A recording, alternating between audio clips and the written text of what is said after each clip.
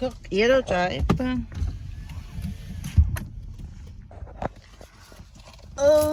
Giờ một thầy đi rồi.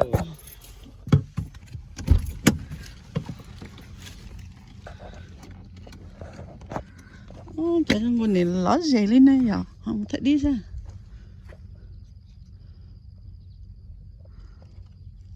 Chả ước chỉ tôi sát tỏ tôi à. Cái này con nó ha, yêu chết thì chị.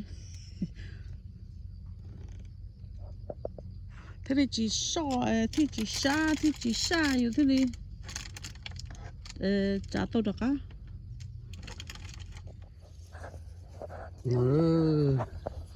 Sao tụi bè tôi đây điêu.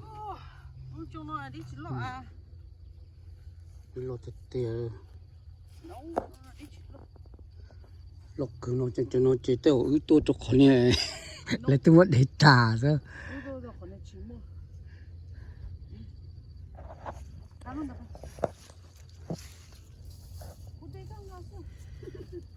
Giờ trong còn nó lại xong lại chỉ chú mà đi trồng cỏ à. Mà chuyện này đến tí nó chơi đi muốn nóng.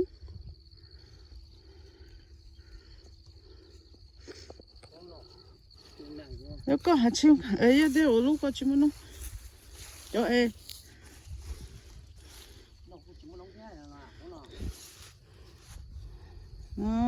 lúc có tí giết chả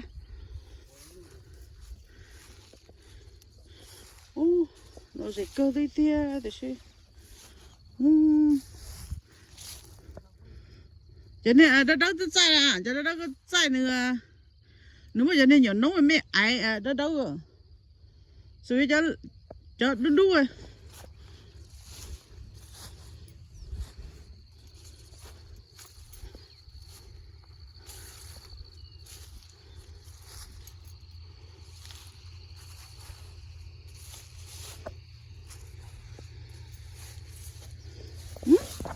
cái lúc mình nhỏ chạy nó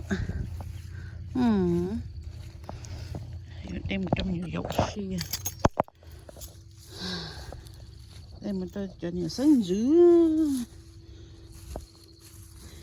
thế lúc nhỏ mẹ ấy là tôi để đi nó dùng tôi sợ đi để cho nhiều sáng dữ sao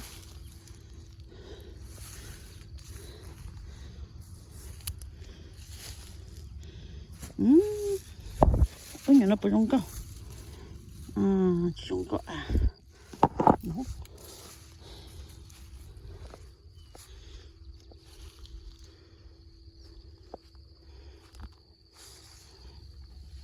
nó đi chỉ cho luôn đúng rồi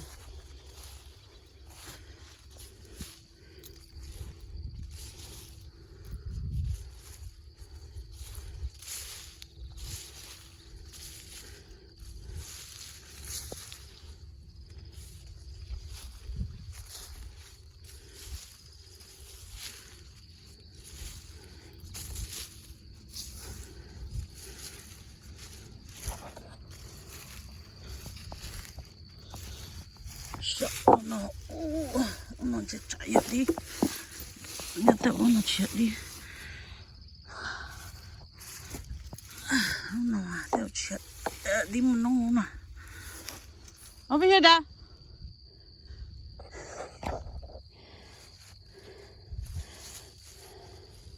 chỉ cầm mình nông này rồi nó lo nào chẳng nó muốn giết tải trong lo cười thì nó là chẳng nó muốn giết nó có khó là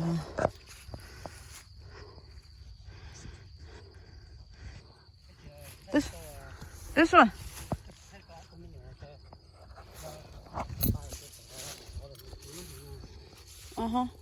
đấy rồi tự nhiên chủ đây ta sẽ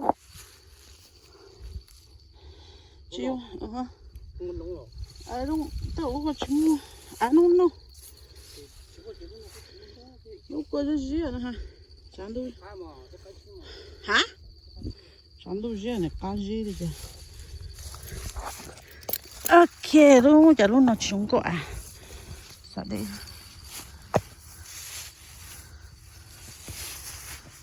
nó lộc cười rồi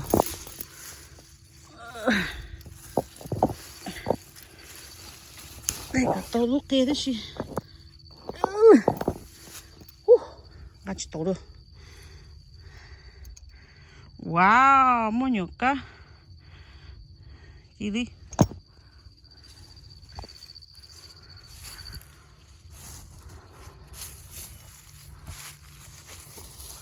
로크. 차자 못 농, 빨리요. 못 농, 안 나리요.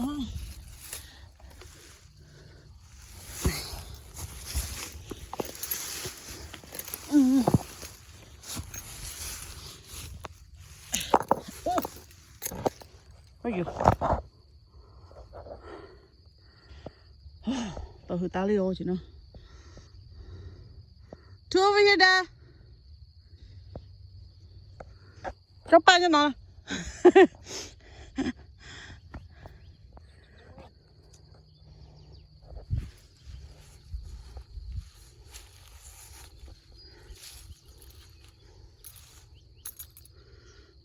đa nó ngáo luôn nào cho mày có lẽ có nóng có đi nóng muốn nào nó ngắt tôi ngáo luôn rồi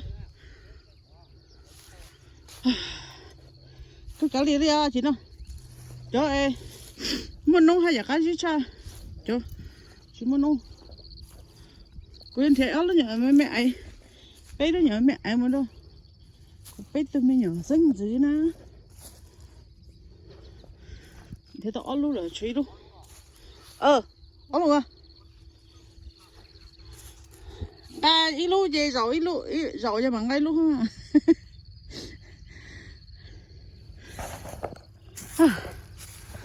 ok xa đâu đi hả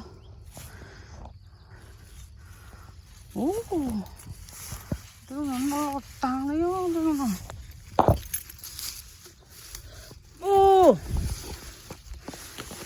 tôi tao lỡ để xin nó mua nó để chúng mình cho nó đu xin nó cho nó đỡ đỡ tao à để nó chỉ cho con à nó lọt cả đi mà balloon nó rồi lọt cả liền chỉ cho sai đi à chị nó cái cái tê lú ấy xí nó hay nó teo rồi nó teo chứ mà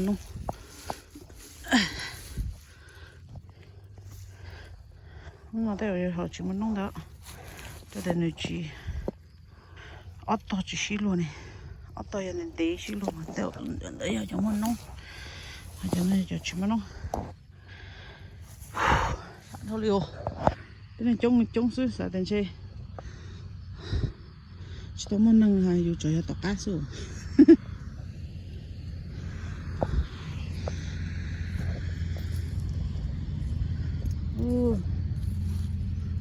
khó luôn gì sao đây chỉ sạch đây gì chế thâu chỉ tàu thế chỉ là nhớ tôi tàu thế nó nào xưa luôn đã có một chế rồi vô lên thôi là xưa chỉ用gì đó nó chỉ tả chứ thì muốn chắc cái gì thế nó đi mà đi cái gì mà cần chắc cái gì sao nó nào ha tao nó chỉ muốn nó ok nào đây vào gì cơ đi chỉ sát số đi thế một thôi chỗ đây đâu bỏ tờ kê chơi ở bay chơi rồi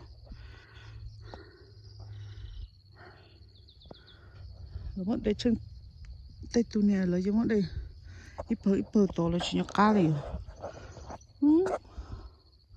hôm nay về cổ lúc giờ là đéo lúc nào hết chạy bay đâu ok có sao này tụi đây lắm á đây bỏ rồi đấy chỉ tao ăn nó này đã tao cho nên là có chia này thì cho nhân chúa bây giờ xài cho nhau học cắm luôn ăn trò lông trò thế này xí trong câu à để luôn mẹ ảnh nó bự trong câu có thể để tao luôn đó đây luôn đó mỗi lúc cho sốt chết rồi ủa tức để tao luôn thế này chắc cái chỗ này là cô àอยู่tôi mất thấy đấy xí luôn cha này chỗ như thấy đó là gì mà sao cái bây giờ sao tiệt tiệt ư để đây có bút chế à chỉ đó lòng mà ô tô wow chả chín đâu rồi gì đó là bút chế thì đó ấy bây giờ chúng mình như thế là hay cha đó khó chia ra they say cash only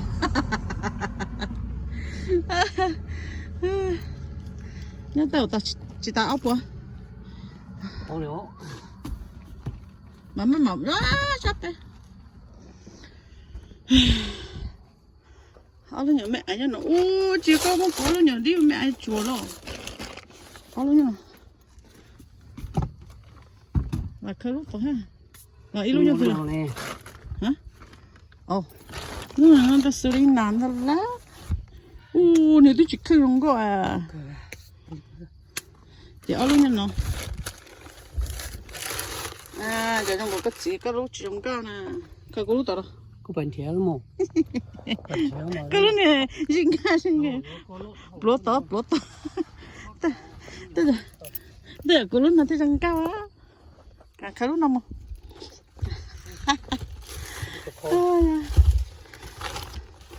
mà nè lúa này chicken à bé luôn à rồi rong câu một thế thì rong xì ok bọn nào đi muốn lần này có một khẩn phu được không sao nó mẹ này muốn khẩn phu được sao nó cho tới mà chỉ muốn đầu nó hơn nó nói mama tôi chỉ có cái tiền tôi chứ nó nói tôi我style我不得钱跑呢，说颠倒哈。我到那个字，babe 到了ứng nào mà。chỉ nó chỉ có lo lùm bèo rồi đó. để một lúc mẹ này cân tờ ứng nào. cho nó cái cho tôi cuồng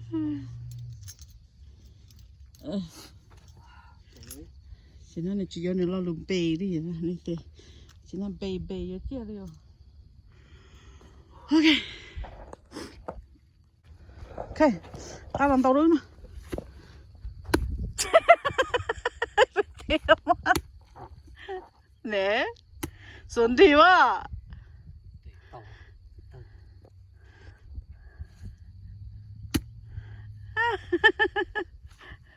em phải muốn sao cái sao để cái gì để mà mua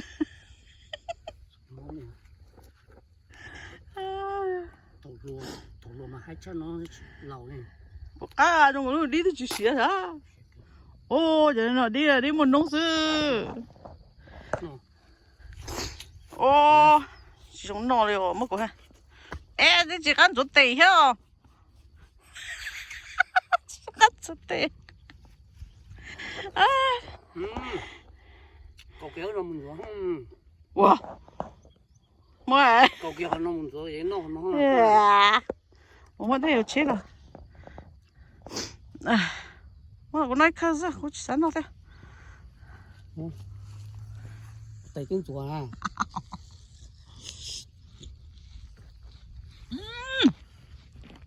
cái gì chẳng怎么弄嘛个就掉了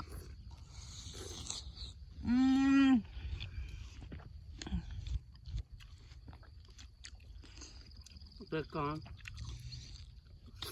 等人早上到啥cái đấy giờ sẽ mặc áo là xem mà là xem cái gì là xem sao nên mà nên cái bao này trên nó cho chỉ muốn nấu ha ấy tôi tung chỉ muốn nấu là tôi mua cho chua cho chỉ dùng cho cái nó thì nó cái gì Chả cái là chân trả luôn. Chả cái chỉ mua nóng đi chỉ muốn nóng. Chả cái là chân dai còn gì mà chả cái ta lẩu luôn. bây giờ bây chỉ cả bên bao Sai điện chỉ gọi á, chỉ là phụ cái nó đá nhà để ha. nó hai con này Cho chỗ bé.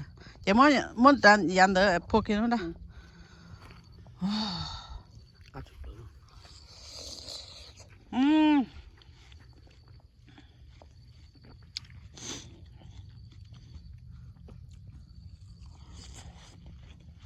là chết sao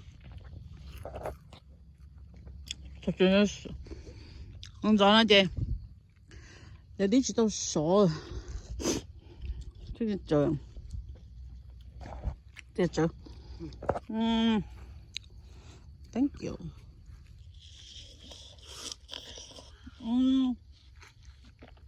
thôi bé chị bé chỉ cho món nấu mà làm gì nấu tự thôi à chính cái này nó muốn nông thế này cho xe bây giờ chỉ mình cắn mà nó đi mà nông sao làm mình nhớ cho đúng chưa hả có phụ cái giờ đi mà nông vậy mình nhớ cho chín chia đi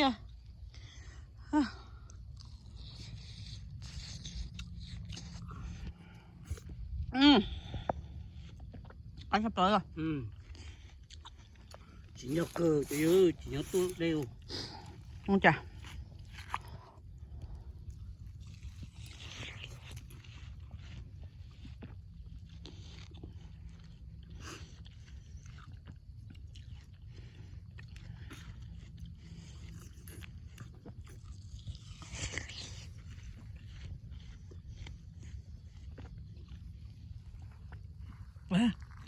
wow cái chỉ cầu rồi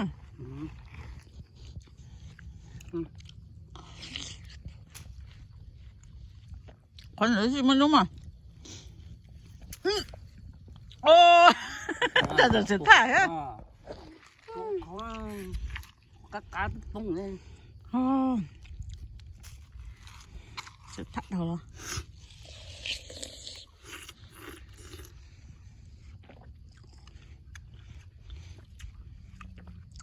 nó là chuyện cái tiệt tôi mà nó cái này thôi chỉ chọn vô con it's okay chú bớt chở đi bỏ lên số xa cha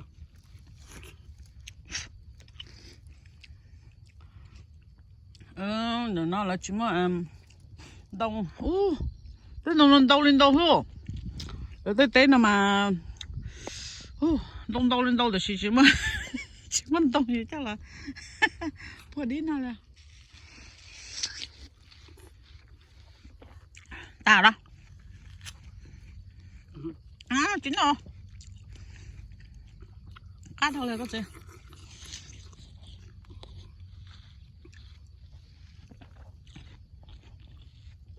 cô thay của tụi mình bén nó đi sao cô chỉ thay của nó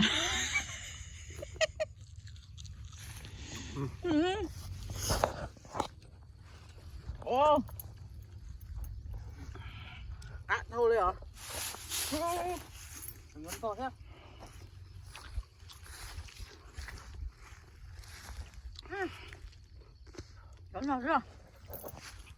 cầu chuối nó cá gì tiền cái này cũng tên số tiền ôi mà muốn tiền chuối cho hậu tiền nó tệ quá ok đi trồng trái sợi đó nó đi ta chế một trẻ rồi yêu sợ cái mù nó trả cá số kề bơ tụi nó trồng trái sợi đó thì tôi nó đi chế chuyện gạt tiệt chế thì nó tôi tây giả và chỉ cho rong sai này cho xả chả nè sai trồng trái sợi đó mà xin chỉ đua Andy, look, I got you one. That's the biggest you guys got. That's disappointing. That's for the little kids. Here, Andy, look. For you. Huh? Ồ, giờ nếp tu lết ta. Ooh. Come, Serena. I give you yours. Come on.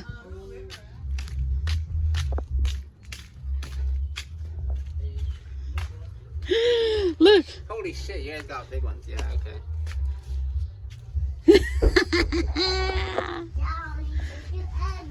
It's just like her size.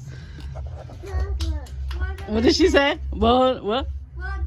Oh, water. Oh, there's stores. ID. No, it's just a thing. Đó là chắc khó đấy. Cho cô. Tay lúc rồi. Bố đi luôn cả một trong nữa nhỉ. Thôi mà. Sao mà alo làm gì? What happened? Chứ có chuyện mà chỉ lúc cái tủ à? Yeah, with it, it will stay longer. Yeah. Nếu mà xấu thì cũng là, nếu mà You chú. gonna kick it? Yeah. It's not a soccer ball. I know. Go get two more. Two more for them. I was like, what? You get owie? What? No, you don't get any Oh, of it's not a ball, it's a watermelon. No, Bro. no ball, watermelon. Bơ. Yeah? Yeah. Okay. Bơ. Whoop. Đừng có khó. Yeah? Bơ. You want to carry this one? Are they Ball. a mixture again, or Yeah, I think so. Most of them are like seeded. it's fine. Seeded means that it's sweet. Yeah, sweeter. Serena, here you go. Woo! Woo! Go play ball. Nè, Huh? con chia hai con nhỉ là lười. Trả lời cho tao á, thì có cho tao. I know, that's what I said. Yeah. Andy, do not throw. Roll, but do not throw. Because that's Basil? No, it's a culantro. no, they do it on Oh, look! under UV light. Tôi còn đóng Look. tôi còn đóng tao một I know, mine's like yellow. Tôi còn cho nó hoa có một chế độ lưu. Okay. That's it. Yeah, Okay. a pot and then what? Yeah? Yeah, you bring it with you tomorrow. Side first, I yeah. know, I know. Lo thì lo cho mà trong Ooh. ồ thì nó cho nó cứ cho mùa mua tà nó Wait, wait. Irritating. Bye. Okay. phải sắp lá Okay, cái gì chết là. cũng khó được cái ngon đồ cũng phải mua Okay. phải món tề Wow. món chai giống Ooh, cái lúc trở chúa ấy, tụi tia cái thì tôi siêu. cũng chỉ sáng đây nông trả to Play ball. cái gì đâu cũng một chỉ là ya chỉ là chỗ to còn chỗ trụ Oh. Let go of your finger. It's her. It's her. It's her. She said. Her. I'm not why she's holding on to my finger. số nhớ sao mà bác Okay. No, fine. Go. You guys gonna leave some for Evelyn too? Yeah, I was gonna drop it off, but Evelyn's not home. Where they I got one for Leon too. That's good. I got the medium one for Leon. You guys will learn so. Yeah, Serena got the smaller one. Okay, bye bye. Bye. Tomorrow. We go Bye. swimming Oh, tomorrow. she wants to go too. Yeah. You wanna she go left too? it outside. You wanna go too? Bye bye. Nên chúng nó cắt xí sao à? Bye. Nên nó cắt xí nó cứ cho là mua. Bye. đó là cho chơi đi những đầu cha nó đã chỉ mua đi lần chỉ trâu lú rồi mua này cậu nên ngọc tới lú trâu rồi ha mua nên ngọc tới lú trâu à ót chư rồi bé chư mua đầu cha nó đã chỉ mua cho bé chư nên chơi cái chùa lên nó chẳng chùa có món gì cho được cái Nó bị chun nó chế à thiếu ăn thiếu. Okay. đấy chẳng sao sao Nó cái này không dừng nhá là nè. tao tao hòn nó tao muốn thay kia mà muốn nó đấy chẳng sao sao đấy mà xin gì đâu đấy